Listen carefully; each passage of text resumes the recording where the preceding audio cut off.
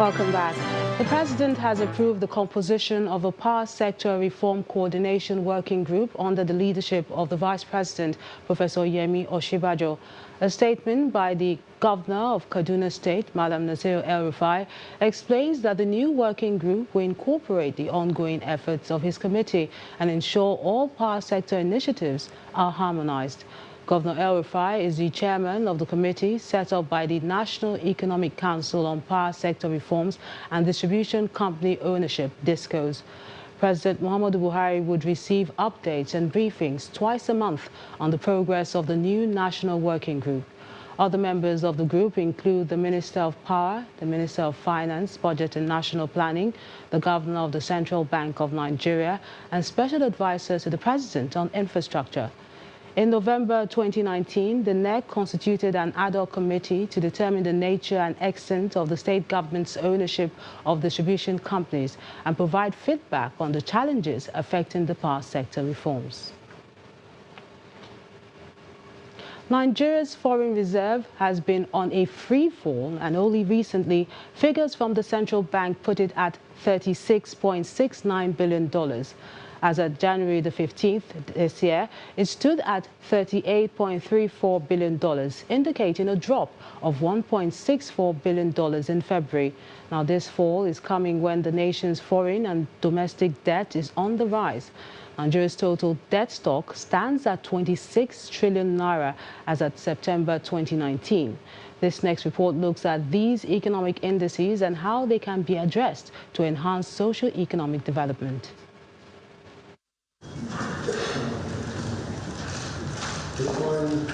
President Muhammadu Buhari and his cabinet have their job cut out for them in the face of dwindling oil price, which is taking its toll on the foreign reserve. It is noteworthy. According to figures from the Apex Bank, foreign reserves dropped from $39.8 billion on November 11, 2019 to $39.24 billion on December 13, after falling by $1.26 billion from $41.76 billion on October 2 to $40.5 billion as at the end of October. Nigeria depends on crude oil for over 60% of fiscal revenue, while 90% of its foreign exchange inflows also comes from the proceeds from the oil market. But oil prices have taken a hit in recent times, and in the face of the new coronavirus currently ravaging parts of the world, the impact on oil market is already being felt. Since January, there has been consistent reduction in global oil prices, and even when it goes up, the growth or the increase has been really very marginal. What we've had most of the time is reduction because of coronavirus, and most of the countries that consume a lot in terms of crude oil have also been consuming less. One of these countries, perhaps the second largest consumer, is China, and China has been consuming less and less of that. Also note that most countries of the world are also having coronavirus issues. Around Europe and some part of Americans have been having issues with coronavirus disease. It's ravaging most countries in the world right now. So this is responsible for Nigeria reduction in foreign reserve, because on one hand, we have issues with price line, which is reducing. On the other hand, we have issues again because output has also been reducing. Nigeria even was asked to do a cut at a time. The nation's total debt stock came to about 26 trillion naira as at September 2019. The comparative figure for September 2018 reveals that the total debt stock rose to 25.7 trillion naira.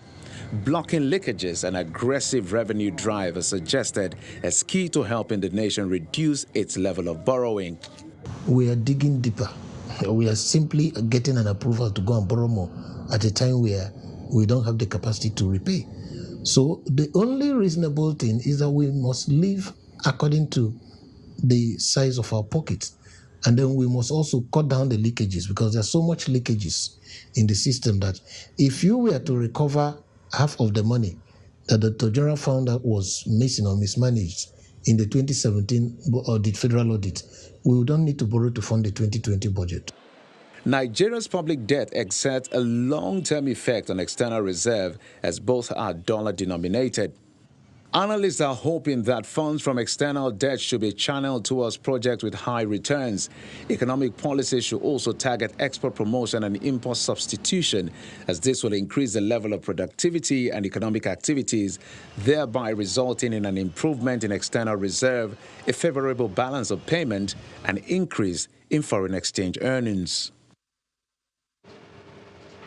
To examine this subject further, we are now being joined live from our Abuja studios by development economist, Professor Ken Ife. A pleasure having you with us. Oh, thank you very much for inviting me. Now, Nigeria's foreign reserves are depleting and analysts are expressing concern. We know coronavirus is impacting oil prices now, but would you say the major causes of the drop in our foreign reserves is due to the coronavirus? Well, coronavirus is just part of the story because it has affected. If you look at America now, the worst hit in the capital market is the energy companies, which is to do with oil. And then you can see that China is also the second largest consumer of oil, shrinking in their demand because of the coronavirus. And there's a huge impact on the supply chain. Many manufacturers, in fact, you know, if you want to assemble a car, there are hundreds and hundreds of parts sourced from many companies. It's no longer one person making everything. So many of them are actually shut down because all the Chinese that went for Lunar Year are homebound. They haven't come back. So the disruption is felt mostly in the US and then in EU. But having said that, we are hostage to the variabilities in the demand for crude. And as you've seen, it's hit our benchmark price, is well below our benchmark price of $55. And although we have a cushion on the production volume, but with OPEC asking for reduction of 1.5 million barrels, I don't know how long we're going to be allowed to continue at our high production rates. But in any case, if we get hit on both, the impact is obviously going to be felt by the foreign reserves. And our excess crude account is virtually empty. So those two are going to suffer in a way.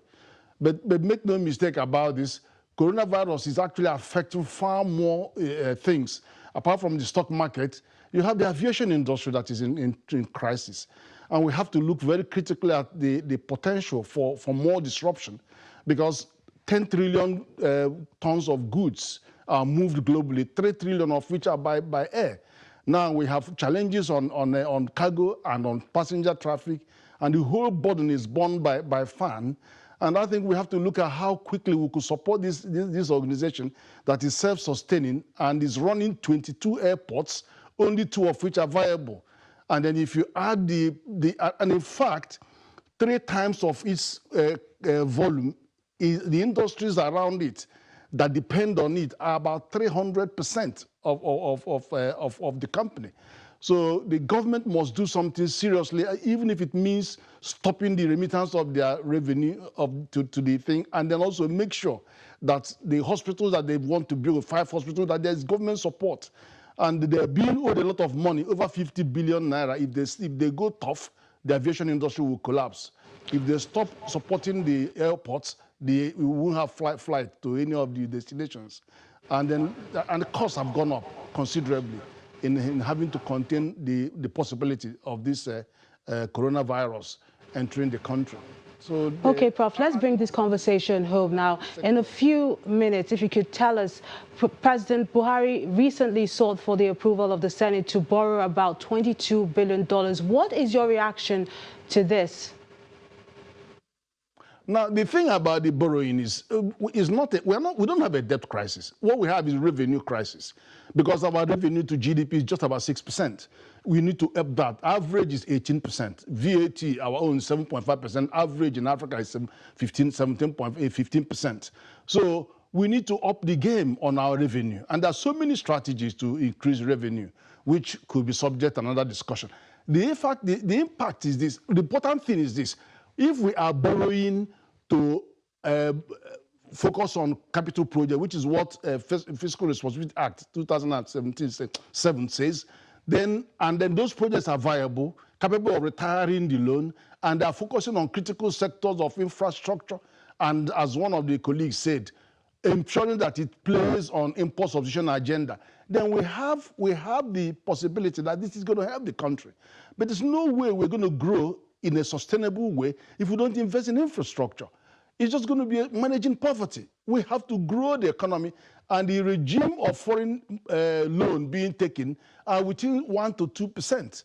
And that's concessionary. We're not even eligible for concessionary loan right now because we're no longer part of the lowest income countries. But as we're able to get those from development finance institutions, where you know that they can ensure that there is, if the management capacity is the problem, you front load management capacity. Stringent monitoring and evaluation is part of the regime of these development finance organizations.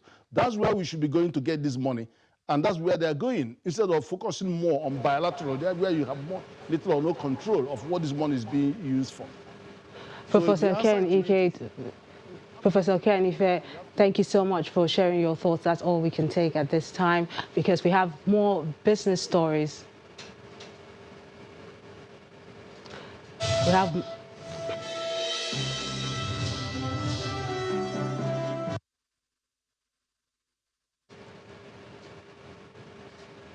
business news. Nigeria's value of total trade rose 14% to 36.15 trillion naira in 2019 and grew by 10.2% in the fourth quarter of the same fiscal year.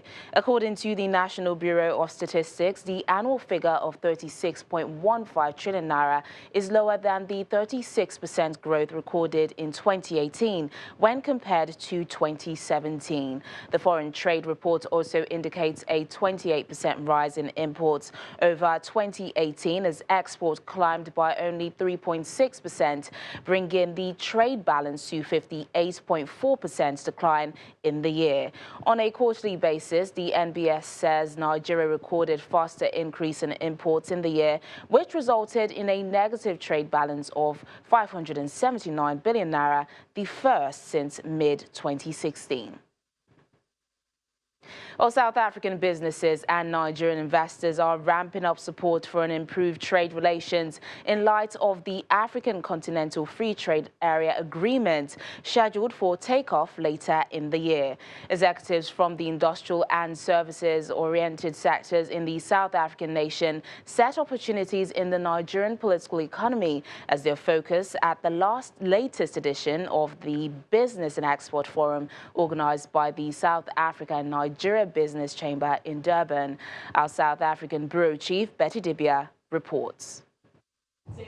The Chief Executive Officer of the South Africa-Nigeria Business Chamber, Diana Games, and the other speakers gave details of what's required to do business in Nigeria, as well as the current state of play, the good and the not so good. There is a problem around trade facilitation. Let's not shy away from that in terms of Nigeria.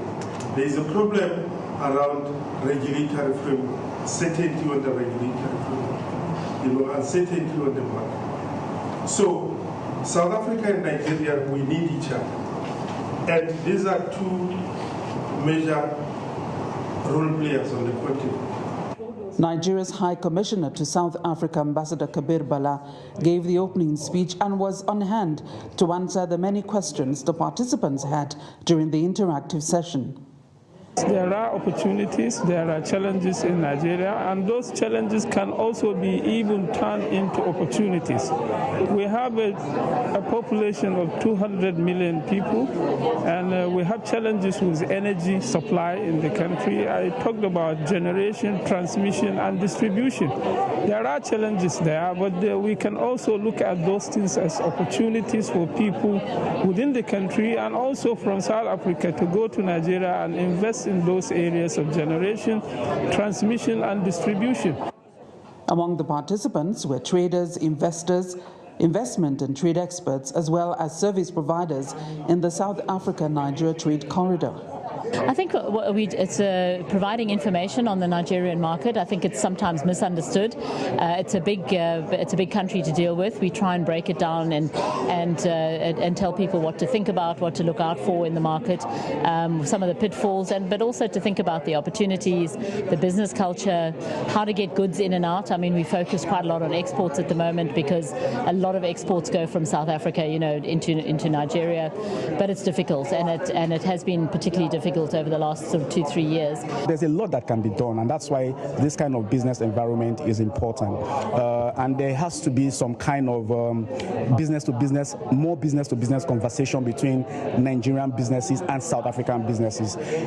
We see a lot more of the government-to-government businesses, and most of the time the businesses are not totally aware of the kind of conversations that are going on within government-to-government. The goal is doing business much easier, and hopefully the bilateral bodies and sub-bodies aimed at facilitating this will keep up the efforts to achieve this in the interest of boosting inter-African trade. From Durban, KwaZulu-Natal, South Africa, Betty Dibia, Channels Television News. And that's Business News Tonight. It's back to you, Melinda.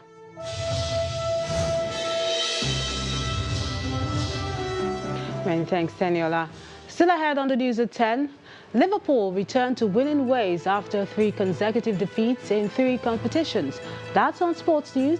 Stay with us.